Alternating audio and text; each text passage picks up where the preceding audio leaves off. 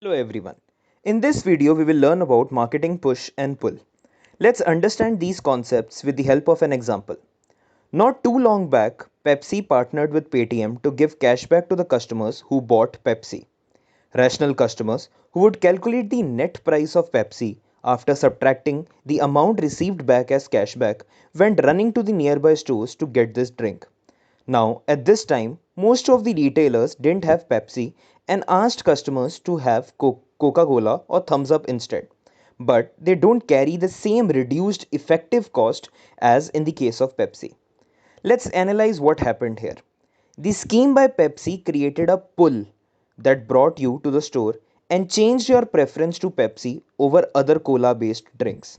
However, retailer pushed the other two drinks that you didn't ask for. Let's look at another example to make you understand this even more. You go out to buy a Samsung phone, but the shopkeeper keeps on pushing you to have a look at Oppo or Vivo instead. Why does he do it? Maybe higher commissions or margins, or maybe both. But again, what is happening?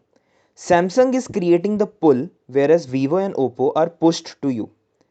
These are the two classic examples of marketing push and pull. So let's see their definition now and also look at the factors that differentiate them. But before we proceed, do subscribe my channel for more crisp videos on MBA class notes on finance and marketing. Marketing push means that you are trying to promote a specific product to an audience you find relevant. On the other hand, marketing pull implies that you implemented a strategy that will draw customers towards you. Push marketing is generally done in niche market or when a new product or brand is launched.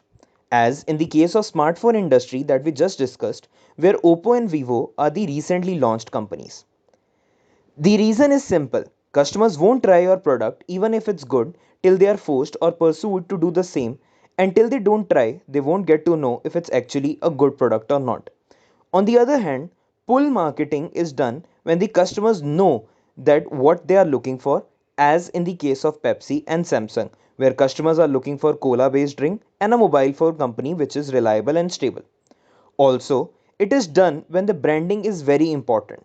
So, you won't see a pull created by different petrol pump brands as the brand there doesn't matter, only convenience does. Cost wise, push strategies cost less on an average. For example, it takes rupees 2 or 3 to push this video to a viewer that you are just now watching. However, the overall costs are high as the push has to be performed to a lot of people. On the contrary, a good pull requires a one time cost, either in the case of ideation or pulling a good deal. If this one time huge cost goes successful, the customers are drawn to your brand and brand equity increases, else every single penny goes to the waste. Hence, it's easier to say that pull carries a higher financial risk of failure than push, which can be plugged off at any time. In push strategies, retailers are paid to keep your brand in their outlets and even higher margins are provided. However, in case of pull, retailers have to keep your brand on their shop in order to retain the customer. If the brand that has created the pull is not present on the outlets, customers normally tend to switch the stores, causing loss of customers to the stores. Hence, you can see it diagrammatically with the help of arrows that push flows from producers to wholesalers to retailers to the customers, whereas pull flows from customers to retailers to wholesalers to producer, which is that the flow is totally opposite in the two strategies that we just now discussed. That's it for today. Do join for more videos.